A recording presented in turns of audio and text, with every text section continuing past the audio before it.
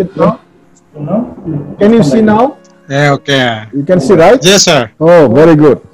Yeah. Hello. Yeah. In order to understand the term Christian leadership very easily, we'll talk from characteristics of leadership. And I'm using one book and one research study on this. Now we'll go to the first slide because we have lost some good 10, 17 minutes. Leadership is not to come on time, but be early. We should keep that in mind because we are a student of leadership. Now, the main characteristics of leadership are here. What quality in leadership is more important? If we have to ask this question, mostly it depends on the type of work we do and also from, the way we have been brought up in a leadership setup or an organization. So quality which is more important would be different from person to person according to our understanding level. And here are the most important leadership qualities and skills to look for in a great leader. I'm taking out this one from Center for Creative Leadership, 10 of the core skills which are consistently found during the research by the Center for Creative Leadership, which I found it very useful, especially for us as a beginner of, student for leadership. These 10 skills, characteristics are: number 1, integrity. Number 2 is ability to delegate. Number 3 is communication. 4 is self-awareness. 5 come to gratitude. 6 core skill is learning agility. Number 7 is influence. 8 is empathy. And courage is number 9. And 10 is respect. When I look at the characteristics of leadership from different sources, out of 10 or 15 points, many similarities are there. But this group of people are not just individuals who are working on leadership, but there's a group of people and organization who are doing a research on leadership. So I thought this will be more understandable and acceptable at different levels. So we'll look into this 10 core skills, which is consistently found by this group of people when they did the research on characteristics of leadership. So let us go straight into integrity. I'm sure we all know what is integrity. Somebody has to unmute that. You have not unmuted it. There's some noise. Integrity is the meaning, the nearest meaning could be being honest and an upright person. Integrity is found to be number 1 by this group of research scholars. So what is integrity? The person being honest to self and an upright person to self and to other people is, the closest interpretation of integrity. The importance of integrity should be obvious in the life of a leader. That is the first point I have raised here. They also had put it there. Integrity has to be evident in the person of a leader or, an aspiring leader. Or for that matter, for any believer, it is important that integrity has to be obvious, very clearly visible in their life. That is the first point. If you look at some people who are leader in your working place or in some of the organization, you look at the people and the leaders, the leadership, and you see whether they have that integrity, whether the integrity is part of, the life of that person. Another point is, it is essential for an individual and also for an organization, especially important for top level executives. There have been a lot of corruption cases in big organizations, and also cases of lack of honesty and integrity in some organizations, like in motor car companies. We have seen in Japan, integrity is the cornerstone of all other leadership qualities. This is how this group of research scholars had written. You are able to see this? I put in different font. Integrity is the cornerstone of all other leadership qualities. That is, the finding of this group of people. So they said, our research showed that integrity may actually be a potential blind spot for organization. Our research showed that integrity may actually be a potential blind spot for organization. Now, let us go to the next point. Our research showed, he said, our research showed that integrity may actually be a potential blind spot for organization. This is so important for this group of people. This group of people is Center for Creative Leadership research group. So they said integrity is very, very important. So here I add the point, another point. Make sure your organization reinforces the importance of integrity to leaders at various levels. When an organization is very big, you have a lot of levels, junior level, middle level, you'll have upper middle level, then senior level, manager level, senior level, and executive level. So in all these levels, integrity should be reinforced. Means we need to have people with good integrity.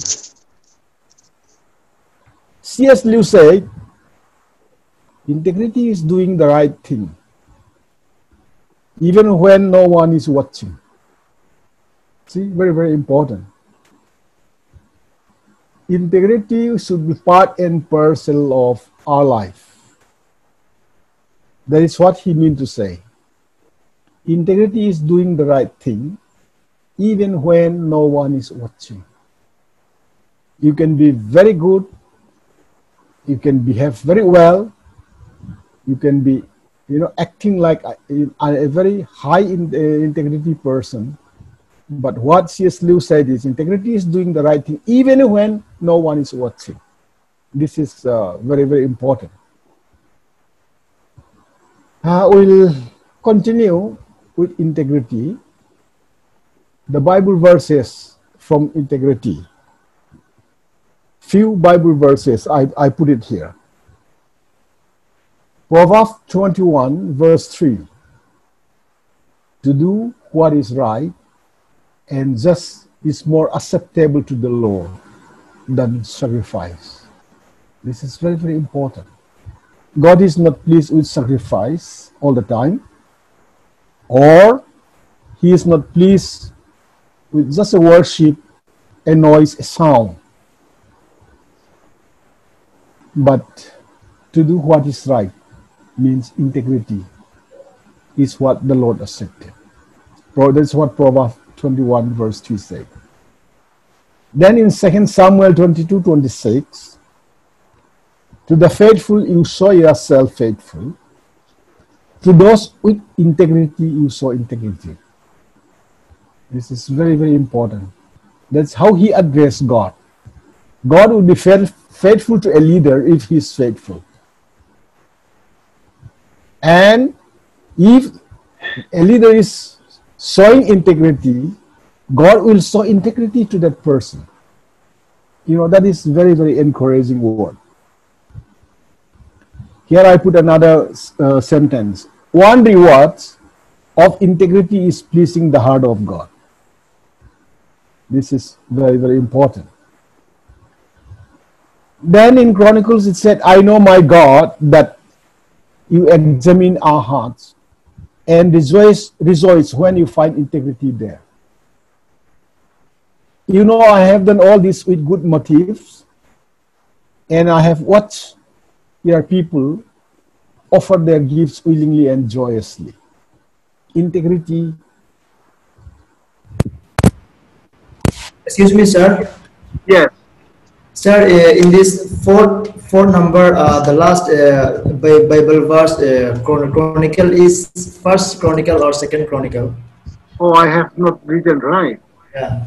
That we have to check. You do not check either one or two, okay? Okay, okay. Not check it back there.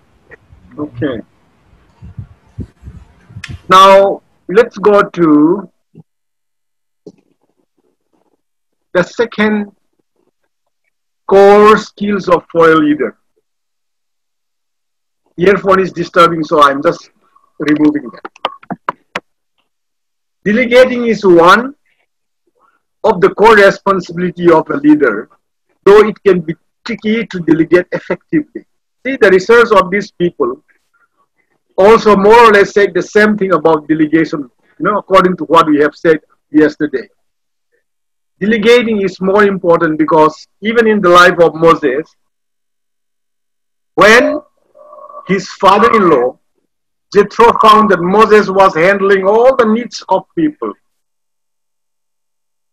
you know, more than 600,000 people. So Jethro said, why don't you elect people leader from each tribe, each group? Then Moses, you know, burden become much lighter after he had appointed 7 leaders. 70 leaders, I mean. So delegating is one of the core responsibility of a leader. That's what they're finding. Though it can be tricky to delegate effectively. We have talked about that yesterday. If I delegate somebody, I'm not going to delegate it just for the sake of delegation. Just to, yes, somebody's talking. Not just to, you know, delegate for the sake of delegating. But we have to be sure about the person. We have to be sure about the ability of the person that we are going to delegate. So delegating is not just delegating, but, you know, knowing the responsibilities of the person. That's why it says it can be tricky sometimes to delegate effectively.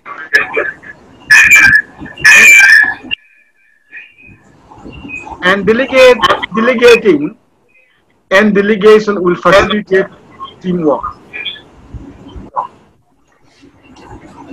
Someone is asking some question. Are you asking some question? There's a lot of voices coming from somewhere.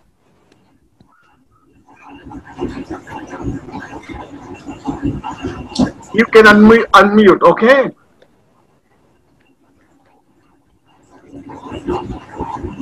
Brother Akub, yeah, you can mute your video. Yes, please mute. Otherwise, it is disturbing. You can mute all. Only when you want to talk to me, then you can unmute it. You can Otherwise, mute your voice. mute it. Because I'm hearing that sound disturbing sometime, you know. Okay, let me go on. Please mute your.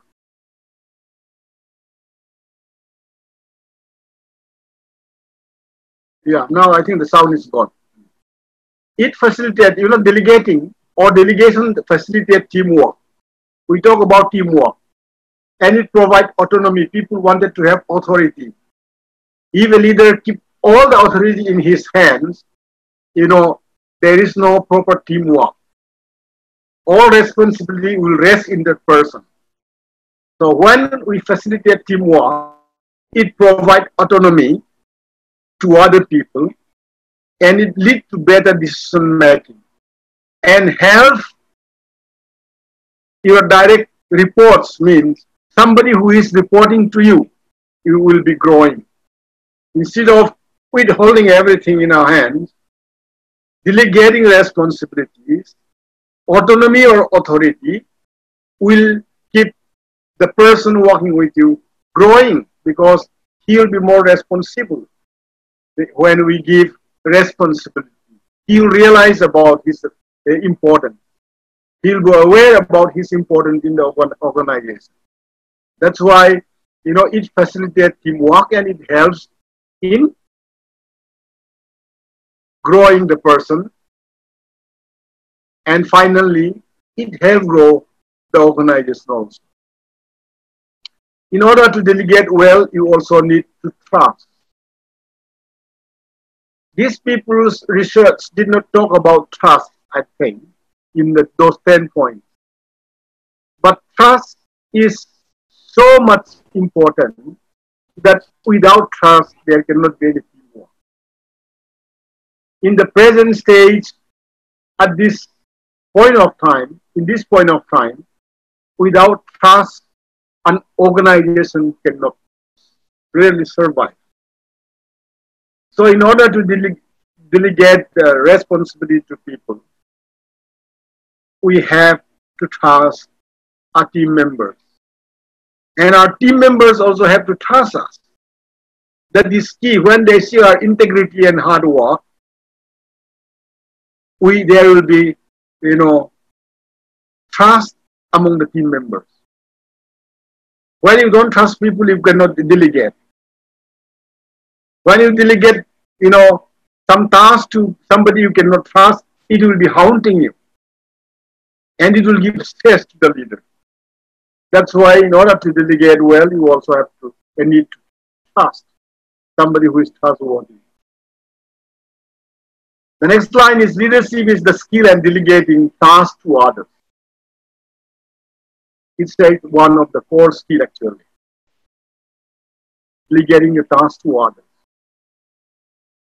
As you have not experienced working, many of you, most of you, as you have not experienced working in an organization where there are different levels of leadership, where there are different, you know, departments, which is multifaceted organization. The importance of delegation may not arise as of now. But leadership is the skill of delegating tasks to others. People who have the courage to delegate has the skill. That's what it says. If I lack delegating and trusting other people, that means I lack that skill for a leadership. And the next one, delegating the right task to the right people. I put it here within bracket. Don't poke your nose once you delegate tasks. You know, poking nose in management term is interfering in the work of other people. If you entrust me some job, I would like to do that with my best ability. But if you come around and point things here and there all the time and do that, not that way, this way, you know, even before I have started, that is what you call it, poking our nose in somebody's business. Once you delegate to the right person, the right task to those people, the best thing is until they bring the result, number one, we should keep quiet about it. Or until they come back for asking clarity, we should not bother to go and disturb. That's why delegating the right task to the right people is very, very important. The last line I put here is leadership means knowing the teams well and delegating to the right job to the right people to get the job done right. See, there are so many right things here. Delegating to the right person, the right job to the person, and then the job is done rightly, correctly. So delegation is very, very important. I did not take some Bible verses. There are so many other Bible verses in the ministry of Jesus. In the ministry of Pauline leadership, you'll see that there are so many delegations. Paul had instructed Timothy, who was not confident, who was young, who was sickly, but the way Paul was trying to bring him up to a leadership level, how he delegated and at the same time encouraged Timothy was extremely good. You know, if we study some of Pauline leadership, we may have to talk about those things also. So, leadership, the leaders, or skill can be judged from the way he delegates the job, how he segregates the job, how he departmentalized, the task of the organization. So delegation is important. Once you work, keep that in mind, that people has to be trusted, and we have to have some people who can be trusted. But the irony part here is that there are always, what we call it, dead wood in an organization. Dead wood means people who are really useless in an organization, who will gossip around, will pretend to be very busy, not doing properly what they do, trying to put the blame to everyone, trying to find fault with the leadership. These are the people whom we call dead woods. If you work in some big organization later on, you'll find dead woods definitely. That's why they said there are so many dead woods in so many organizations. We have to be careful in delegating important tasks to people who are, dead. So that is against delegation, because people has to be, we have to ascertain who are the people that we have to give task and to whom we are going to give the task in order to finish the job right, done right. Okay? Not just to finish the job, but the job done right is what leader will be looking at. So number 2, core skill, according to this research group, is ability to delegate. We need to keep that in mind. In some years' time from now on, in a few years' time from now on, you'll be heading for some job. So the ability to delegate is one of the core skills, according to this research. They have interviewed so many people in so many big organizations, and these are the findings which I found it very useful. Number 3, yesterday also we talked a little bit about communication. In leadership, all the characteristics, the quality, the skill, will come sometime, very close, and the same skill will be reflected off and on. Now, number 3 of, leader skill that this group had found in their research and study is communication. Communication is best explained when we did practical, like in a show practical. What is communication? How people communicate? How people receive the communication? How effectively they communicate and how effectively they receive. This would have been very good in role play, but there's no way that we can do now. So the first point that they have indicated was effective leadership and effective communication are intertwined. Okay? Effective leadership and effective communication cannot be separated. It has to be all the time intertwined or linked. That's what it says. People can talk very beautifully and very fluent English, Polish English, but it is not about speaking good English to people. It has to be practical. Communication. We'll see below there how we have to communicate. You need to be able to communicate it in a variety of ways, from transmitting information to coaching your people. Even in the government, central government and state government, when there is big problem and scams, the notes written by the minister, concerned minister, or concerned secretary, and the notes written by people who are below there, clerical staff, has to be looked into, properly checked into, where the mistake has happened. Mostly it is, transmitting the information inadequately. And there are no proper coaching in some government departments. They just put the note sheet, they write note sheet, and very difficult to read the handwriting, because I was in government, I know. For some years I was in the government. Some boss will just write, sketch and pass it on. By faith, sometimes we have to, take action. Communicating in a variety of ways. One can be in written, another one can be followed up with verbal, or another one can be followed up through coaching the people. This is what you need to do, and this is the way it has to be done.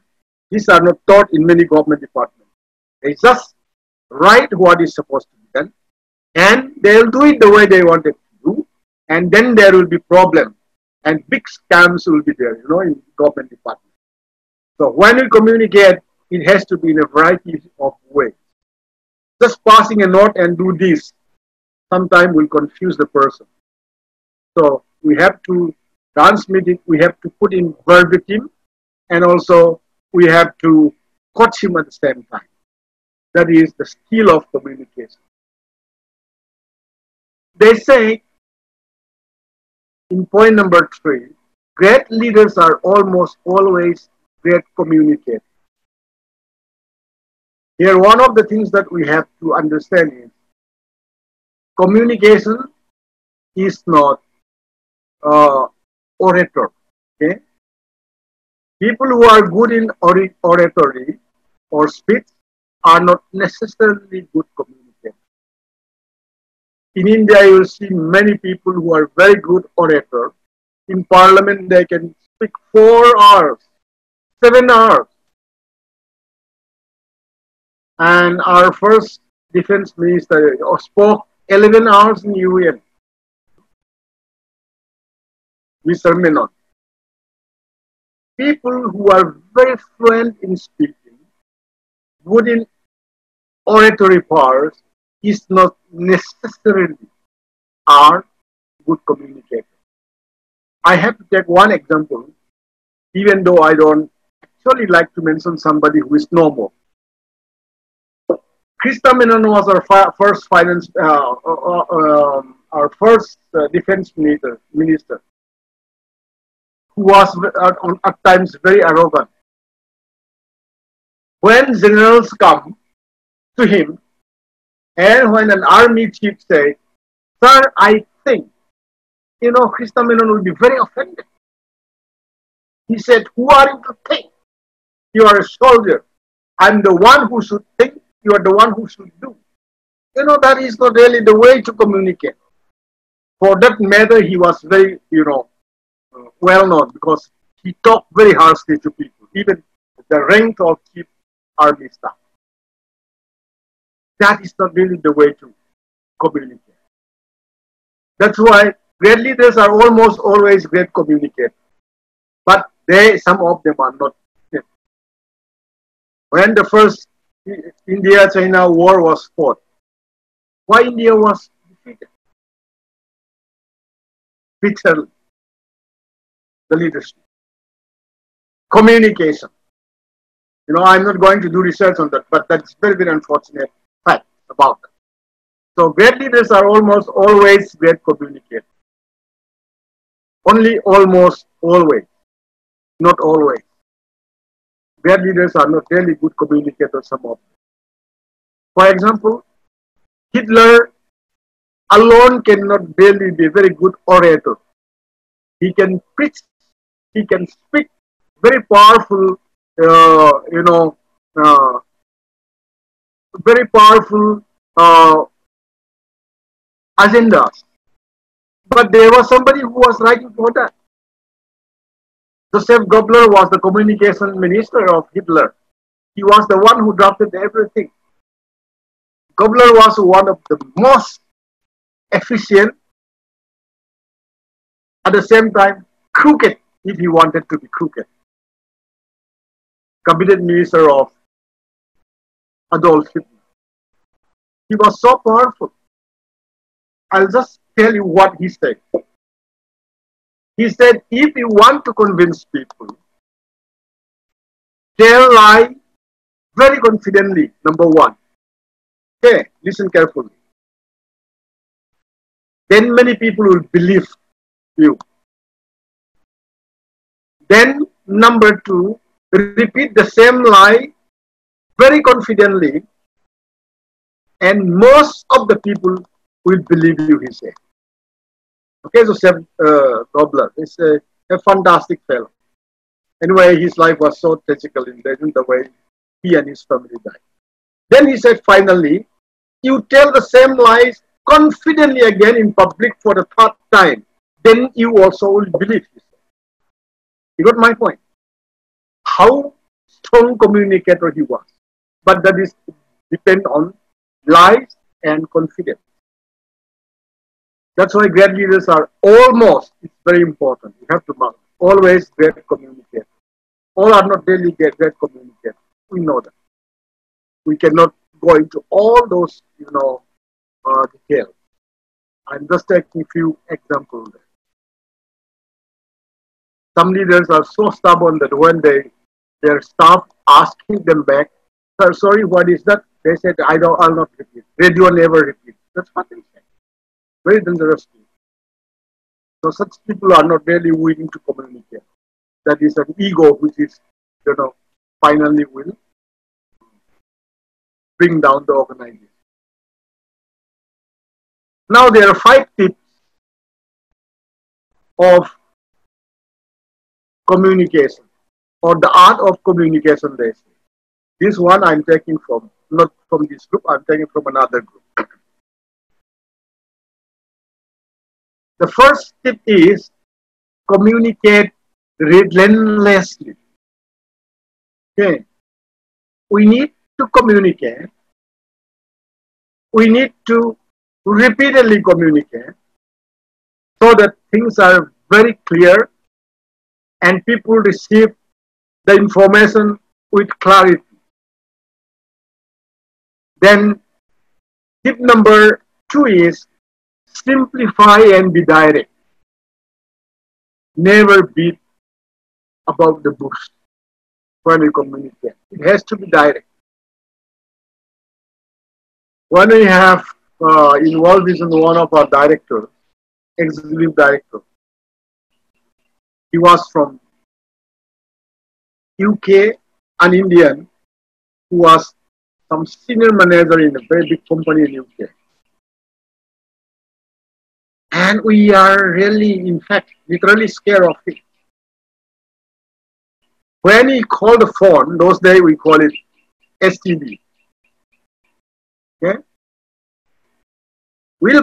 We received, and he said, "Do you have pen and paper?" We said, "Yes, sir." Number one, this. He'll say. Number two, that.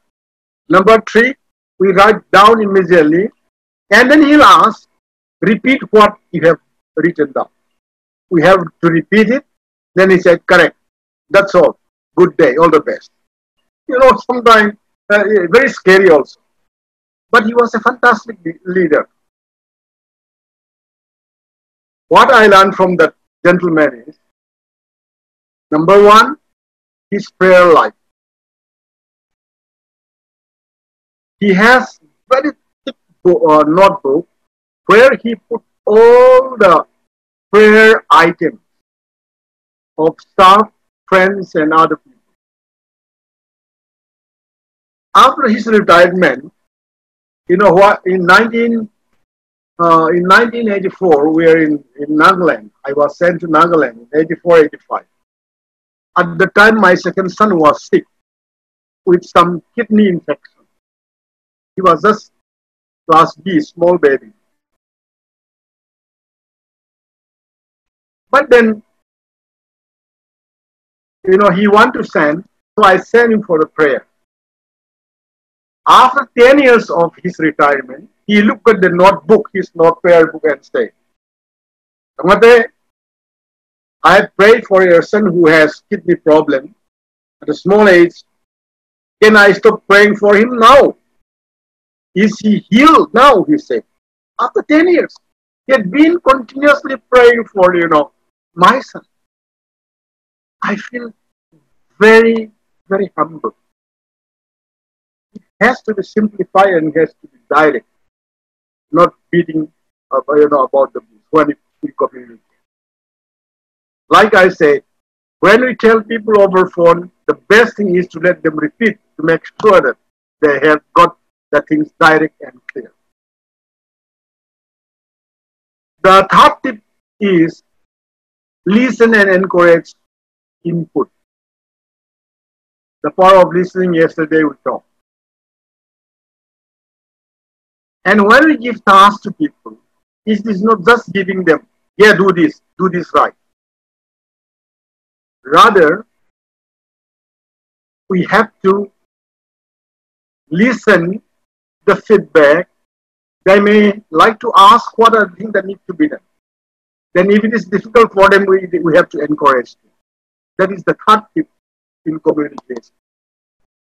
And if some of the team are new and are not able to understand fully, the fourth tip, which is not always important, but for newcomers, interns, is illustrate with stories what you were giving him or her. You may illustrate it with stories so that he or she will be very clear with your communication.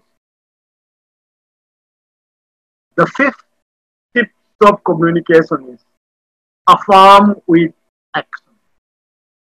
Affirmation is very, very important. When we communicate to people, when we talk to our young people, junior, you know, there should be an affirmation. Affirm them. You can do it. If there's any problem, come back again. If there is any doubt, come back again. You know, affirmation is very good. Because I know you can do it the best, I'm giving you this. Then, you know, the action will be. These are the 5 tips of communication from one of the books that I forgot to put it the name of the book. Anyway, there are many tips in communication. Some people will write 15 tips. Some people will write so many, but these 5 I thought is clear enough, you know, in our context as of now. So communication is very, very important. And people can exaggerate when they communicate things. We have to be very, very clear that it should not be exaggeration, not putting down some words or adding some, you know, words. So it has to be plain and direct, no inflation of words or not to deflate any word. The last line. The more you listen, the more you are listened to is communication, they say. The book says, if you listen to people more intently when you talk,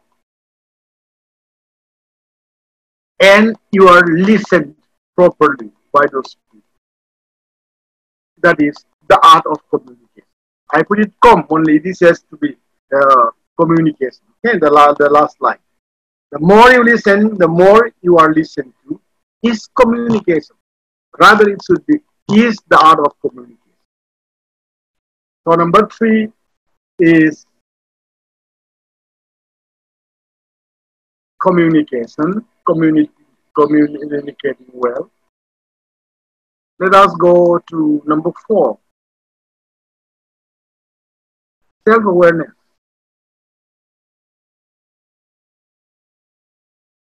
One of the greatest managers those days was rich wealth. He was what is the electrical engineer, the biggest in the world. He was not the best manager. He was not the most qualified person. But then he was self-aware so much. That is important. We need to know who we are. Self-awareness is more inwardly. Okay, focus skill. As a leader, you need to know your limitations, your strong points. Without whiteboard the class, we cannot talk about SWOT analysis. This is part of the SWOT analysis. We need to know who we are. We need to know what we are. We need to see our abilities, okay? Our strengths, our weaknesses, the opportunity that we have. So self-awareness is paramount for leadership.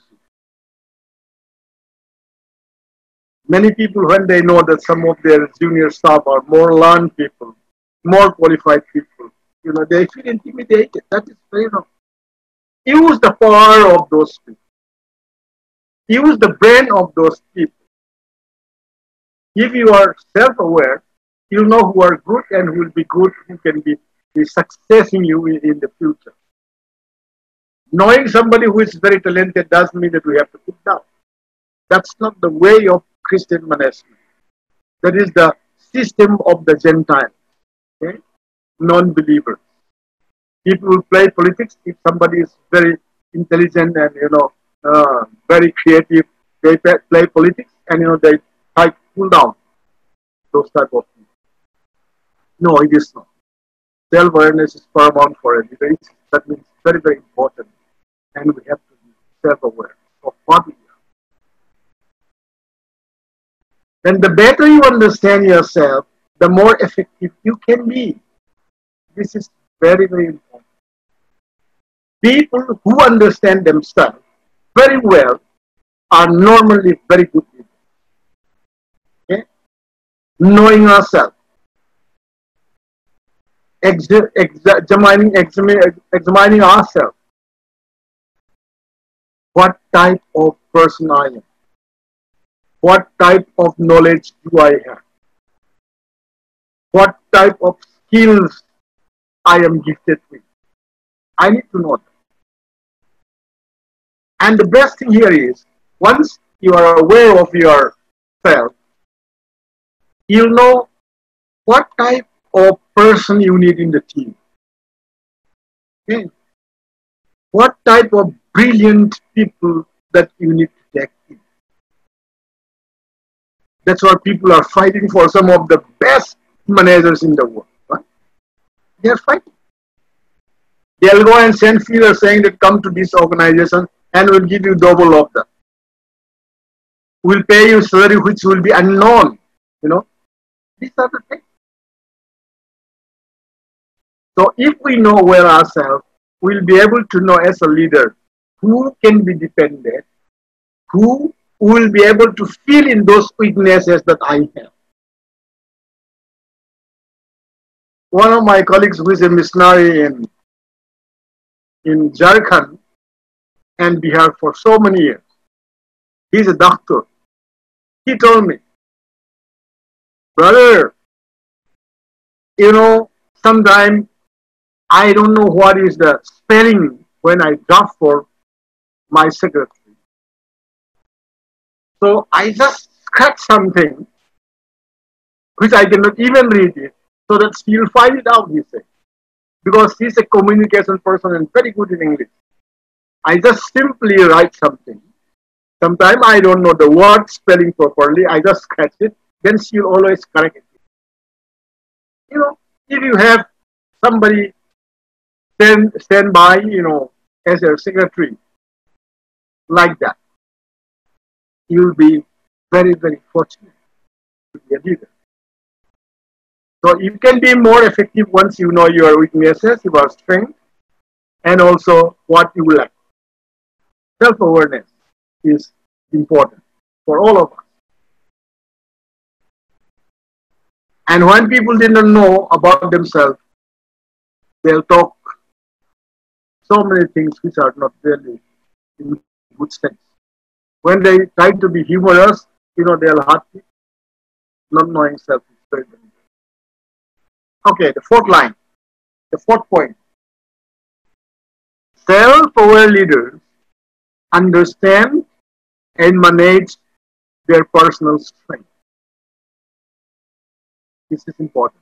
Number one, and weaknesses to optimize leadership impact. In SWOT analysis, some of you might be knowing. Once you work in an organization, you have to really know what is SWOT analysis. SWOT. S stands for strength. W stands for weaknesses. O stands for opportunity. And S stands for strength. SWOT. T, fair. Okay, these are the four things. So out of those four things, the book says, self-aware leaders understand and manage their personal strength and weaknesses. Where do we improve? Where do I improve myself to optimize leadership impact? In order to have an impact in your life as a leadership, you need to see what are your strengths, what are your weaknesses. In the areas of weaknesses is where we go and get somebody else to help us. You know, a team members who could be useful so that the work will be optimized and our leadership will also be optimized. Without it, the leadership model falls apart, basically. When we don't have any self-awareness, leadership model falls apart. Knowing self is important. What type of person I am? What are my strengths and weaknesses? What are the opportunities I have in my position to give the best to the leadership, to the organization? What are the weaknesses of the organization where I should give my input? These are SWOT analysis, so they are putting part of SWOT analysis. So without this, they say, the book says the leadership model falls apart. Okay. Now let us go on to, we have about 20 minutes. We go to number 5.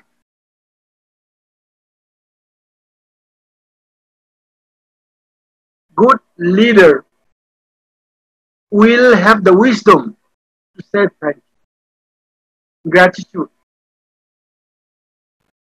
In those days in India, they say, we Indians do not know how to say thank you. I believe that is very true. Nowadays, you know, young generation started saying thank you. Earlier, even if something fallen down and you give them, they'll just take it and, you know, look at you and go back. Gratitude. We have to be grateful to people with whom we work. And ingratitude will be always, you know, a hindrance for leadership. being willingly obliging others and thanking people when they do well. The Bible also says, you know, at the end, the master will say, "You did a great job. Enter into the," what did he say? "Joy of your master." Say thank you. Saying thank you will actually make people better.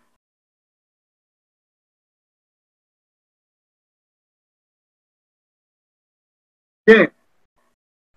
Gratitude can lead to higher self-esteem, reduce depression and anxiety. See how good it is.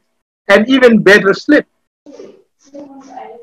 When you become a leader, and if you know how to be grateful to your team, it always will give them self-esteem.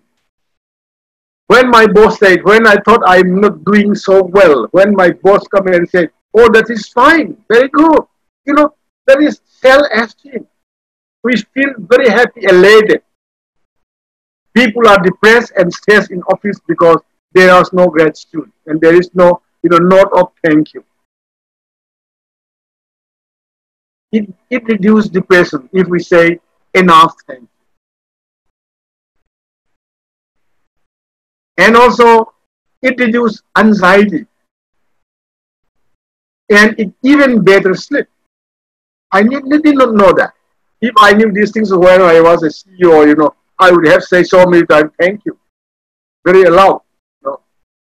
But sometimes if we over thank you, that will also be sometimes monotonous and people may not believe it. But gratitude from the heart always should come verbatim. So it will, it will reduce depression and anxiety in the person of their team members. And it's an even better state. That's wonderful. Don't refuse to say thank you to people. For even a small matter, you say thank you to people. That is very, very important. The third point here is, few people regularly say thank you at work. Even though most people say they would be willing to work harder for an appreciative boss. During peak time, like budgeting or an annual review, sometimes we have to work 12 hours, more than that. And when the boss was willing to be with us and support us, we feel very much elated. Even though we are not praised, people did not say thank you. We are willing to give our best in our organization as a Christian. But then when people on top of us say thank you, "Oh, that's wonderful. Take rest, enough," then you feel very elated.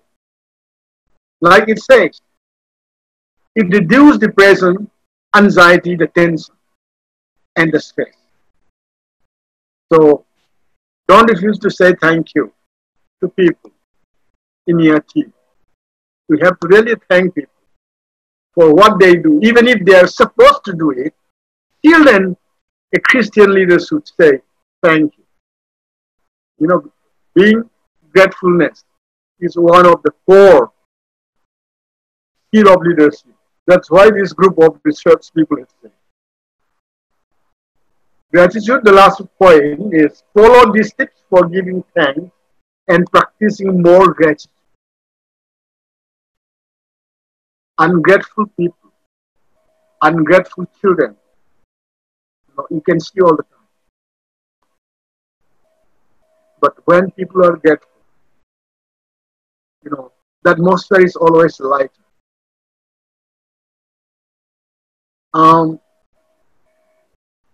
One of my staff, she is from Nagaland, exceptionally good lady, fine believer, write well, speaks very well. Now I think she's either in Hong Kong in a very big NGO or already migrated to Germany. As soon as he entered the office, he'll go around to everyone and say, thank you, good morning, how are you? It makes our day much better. When she's leaving, she'll knock my door and come in. I say, yes, sir, I'm going, good night, have a good rest. You know, it really helps. Then I remember some of my senior managers saying, this girl had made our office atmosphere very light. You know, that is what we should be. That is the way we can show our saltiness. That is the way we can show our light to other people. Especially in cross-cultural ministry, it is very, very difficult. In one of my organizations those days, when we have somebody from African American or Africa, you know, the atmosphere is always the same. They're so happy. I don't know why they're so happy, and they make us happy. During our studies also, when we 30, 40 people sit together in a room, we become very quiet and serious. Then a friend from Africa came, enter, and oh, he started dancing and moving around and talking. Then we started laughing. The atmosphere became lighter. That is one way of, I think, you know, saying thank you to people. That is a talent that I really, you know, wish I also have. Follow this tip for giving thanks and practicing more gratitude. That can always, you know, make our life lighter, and the atmosphere in the office also will be much, much better. So never refuse to say thank you to people. We have to be very, very grateful as servant of the Lord. Even if there is duty to do that, say thank you. And I had a Nepali girl who was converted by one of my own staff. Father deserted, mother sick. Class 9 student, speaks very well. My secretary brought it one day and said, he had been a Christian for so many years, about 4 or 5 years now. Father deserted, Muslim convert. Mother and 2 younger brothers came and become Christian. Very active in the church. Okay. What do you want me to do? I said. My secretary said, sir, take her for tea maker, janitor. I said, why? Then she told her to leave and she talked to me. My secretary talked to me. She's very, very hardworking girl. And there are times they don't have enough food to eat. If you give her a few thousand just to make tea and clean everything, because you have the provision if you want, why don't you take her? She said. So I called the girl, little girl, grade up to class 9. She speaks very fluent English. She speaks Nepali, she speaks Nepali, speak Hindi, speak Khasi. Oh, she was so versatile. Then I asked her whether she wanted to continue her class, education. She said, I passed class 9 and I stopped. I want to continue my study search. Then I said, find out morning school. Come in the morning. You know, in school they have morning school and evening schools. That's very useful. He said there is a morning school. But they have uniform. If I come to that and come straight to the office, then I'll have to come in uniform. He said, keep some of your clothing in the kitchen. There are rooms there. I took her. You know, they said she should also share in the devotion. One morning she said, I was shocked to see a little girl of class 10 student, sharing such type of happiness and gratitude to God and to the organizers. She said, we have never seen a rice bag, 25 kg rice bag in our lifetime. Most of the time we buy 1 kg, 2 kg and we share among ourselves. Now sir had given me a job, and the first time we bought 25 kg of rice, and when I brought it home in a taxi, we all cried. My younger brother, 2 of them, and my mother would cry, and we give thanks to God. Every morning she'll go to school, come back with uniform around 8:30, 9, and she changed her dress and clean and then make tea, and night time she'll study. Every time she'll come and say, not only to me, to others, is the tea okay? Is it too much tea leaf? Is the milk okay? Every time when she come and give you tea, she'll have something to say. So happy. And I learned so many things from that lady. More than the boss, I thought she deserved a lot of credit. So if we follow these tips for giving thanks and practicing more gratitude, that is one of the core skills that the finding of the researchers. Very beautiful core skill of the leadership is being, person with this attitude. Now let us stop here with this, because we have about 7-8 minutes. The rest we can continue tomorrow. Otherwise, we are going too fast. Now, if you are a leader, you have to have learning agility. Learning agility is the ability to know what to do when you don't know what to do. See? It's important. If you are quick study or are able to excel in unfamiliar circumstances, you might already be learning agile. Okay? But anybody can foster learning agility through practice, experience, and effort. Agility can be, flexibility also. Leadership is a lifelong learning process.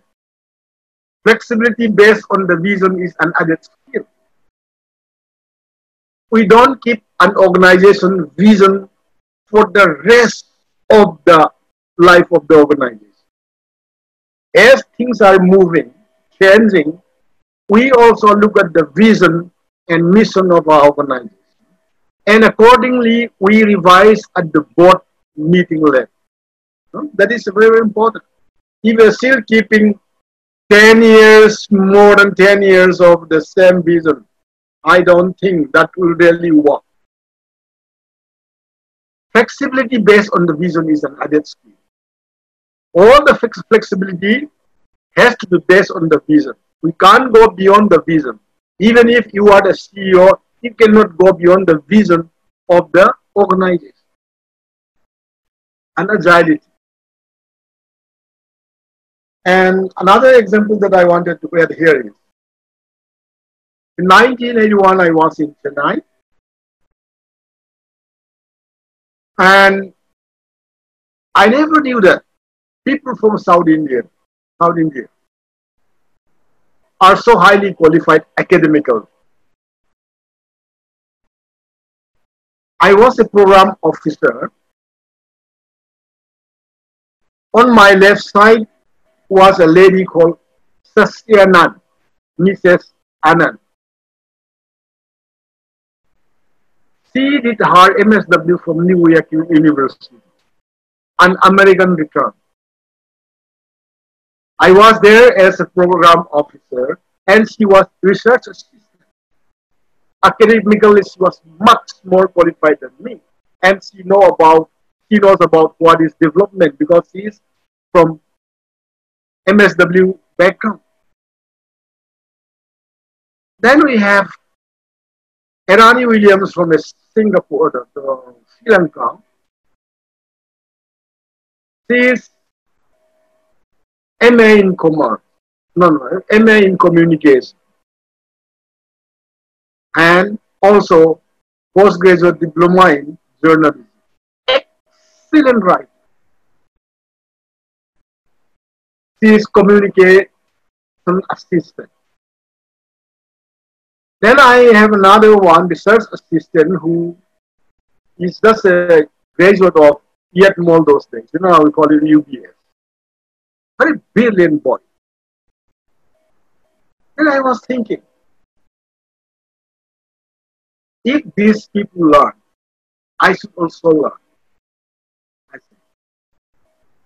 One of our secretary, a gentleman, in the next year's meeting when I go there, after I transfer to Norwich, he said, "Someday I have completed my MA with first class." I said, "When did you study?" He said, "I attended night college." And I thought, I should learn from these friends. You know, that's how I started learning what we don't normally do in the Northeast. But now many people are very, they have very good agility. They are willing to learn new things. They are willing to learn new issues, new learnings, and also there's a lot of flexibility, and people become very much like a lifelong learner. You see, many people are graduating at the age of 80, 90 in India, even 90 plus, they'll be finishing their master. Leadership is a lifelong learning process. We can't just stop. Like we said, self-awareness will help here. Okay. When we know that we need to know more, then agility in our life will come. That is what the ability to know what to do when we do not know what to do. Understanding, quick understanding. So, as young learners, most of you, I would encourage you to be what we call it, a self-starter, a self-learner. Yeah. And creativity is somebody who is self-starter, right? Agility will come with hard work, with flexibility. People will say, "Oh, I cannot stay in this climate. I cannot go to that climate. I cannot travel in this type of thing. I cannot go and sleep in this type of places." No. I remember when I traveled those days. There are no beds in some of the villages. One family I still remember in a village, in a cookie village, where Dr. Holman, my senior friend, and his father, they have one bed in,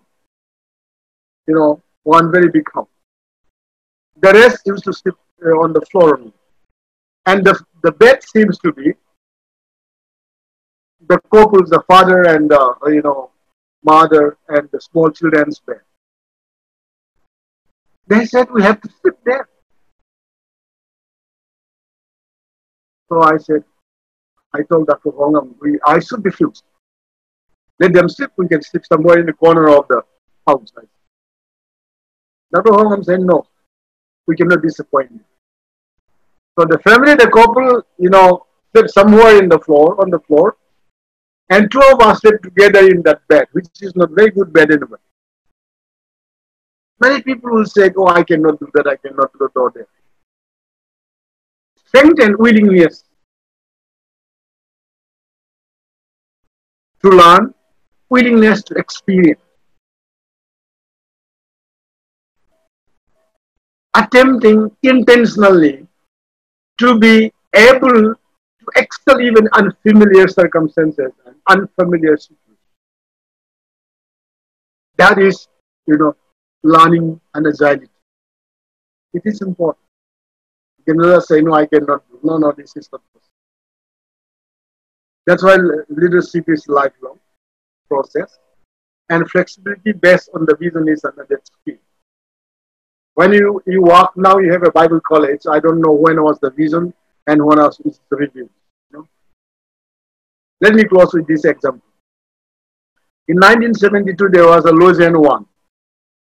The Abraham Association had organized it for several hundreds of church leaders that had gone to this. That was in Lausanne. The theme of the Lausanne one was presenting the gospel to the world. Keep that in mind. In 1988 or 89, I'm not sure, Lausanne 2 in Manila was organized. And the theme was modified, in 10 years' time. It is not just presenting the gospel to the world. They said, presenting the gospel to the changing world. The world is changing so fast. So how we present the gospel also has to be changed, according to the circumstances. That is what it says. Then in 2010, Lausanne 3 was organized in October 2010 in South Africa. 5,000 people were invited, all leaders. And I was also one of the invitees. But due to some other small program, I could not go. There the theme was so beautiful. It's like presenting, keep in mind, okay, the unchanging gospel. See how beautiful it is. Presenting the unchanging gospel to the changing world. People are twisting the gospel according to their own comfort, right? So many cults will come in. So many different types of ministry will come in. So what they did in 2010 was presenting the unchanging gospel. We are the one as a Christian leader to protect the gospel. No need of modification. Okay, written for the lifetime. Presenting the unchanging gospel to the changing world. All the strategies are very, very different. All the first Lausanne 1, the second Lausanne 2, Lausanne 3 were so different. So that is one of the, learning agenda. What type of unfamiliar circumstances are we now? In what situation are we now? How do we present our leadership? How do we focus our attempt to, bring the gospel to the people? Vision 1, 2, 3. Same vision, but modified according to the situation and the circumstances. So friends, we'll stop here. Now it is 3 already. And we'll continue the rest tomorrow.